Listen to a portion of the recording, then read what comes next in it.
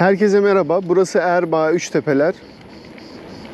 Özhakiki Erbaa MTB Park videosuyla karşınızdayım. Geçenki video çöp oldu. Hayda, içenler var.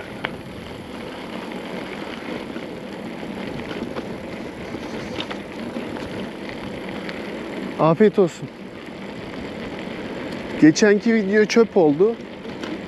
Daha doğrusu istediğim şekilde çekemedim videoyu. Çünkü benim malzemeler çok dandik olduğu için GoPro aparatları kaydı. Kameranın açısını değiştirdi. Dolayısıyla çok çirkin bir görüntü oldu. Şimdi aynı rotayı biraz daha düzgün bir şekilde çekmeye çalışacağım. Bu sefer daha iyi olacak diye düşünüyorum. İniş başladığında tekrar görüntüyü veririm. Buralar biraz sıkıcı olabilir.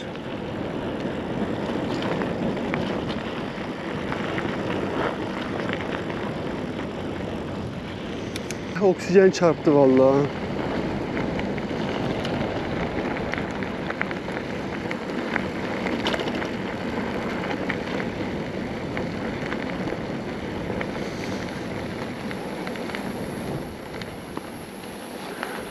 Evet, macera burada başlıyor. Değişen bir şey yok. Değişen tek şey eski o dandik GoPro aparatını diktim. Yani bağlantı yerlerinden kaymasın, görüntü bozulmasın diye diktim. Geniş açıda, inişte gayet güzel bir görüntü olmasını umuyorum. Hadi bakalım.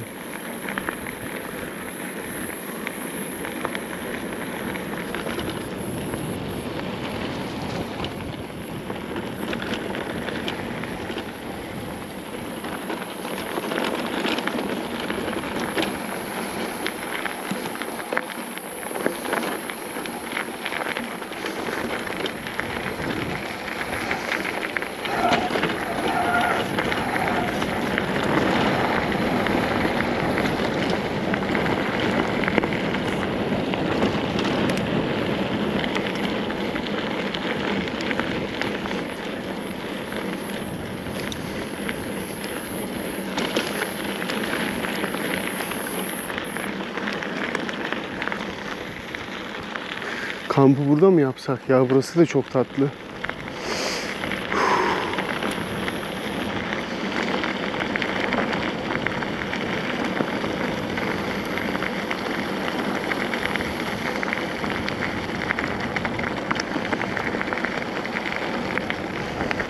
Evet, burası da gayet iyi bir ihtimal.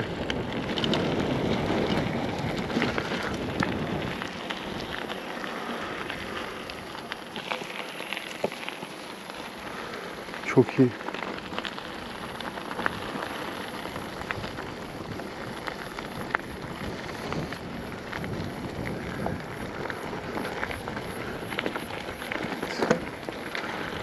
Burası buralardaki en sıkıntılı iniş. Daha doğrusu geçtiğim en sıkıntılı iniş. Geçmediğim daha da sıkıntılı bir iniş varmış.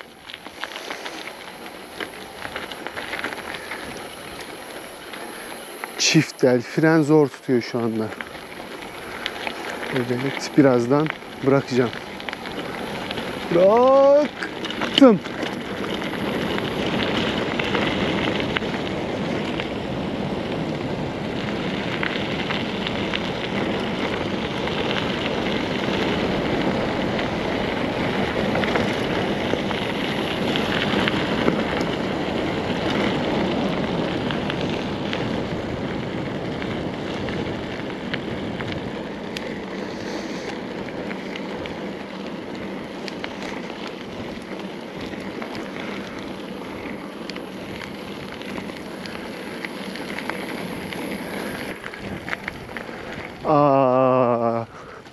Videoyu az önce bitirdim aslında ama mecbur yeni bir final yazmak zorundayız burada gençler. Çünkü manzara efsane.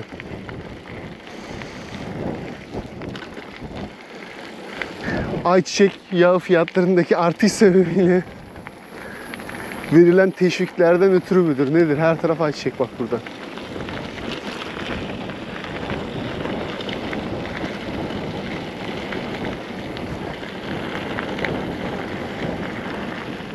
Çok güzel görünüyor. Muhteşem manzara. Burası Erbaa Tepeşehir Üstü. Eğer abone olmadıysanız hala kanala abone olmayı, videoları beğenmeyi, görüş ve önerilerinizi yorum olarak yazmayı unutmayın. İzlediğiniz için teşekkür ederim. Kendinize iyi bakın. Görüşmek üzere.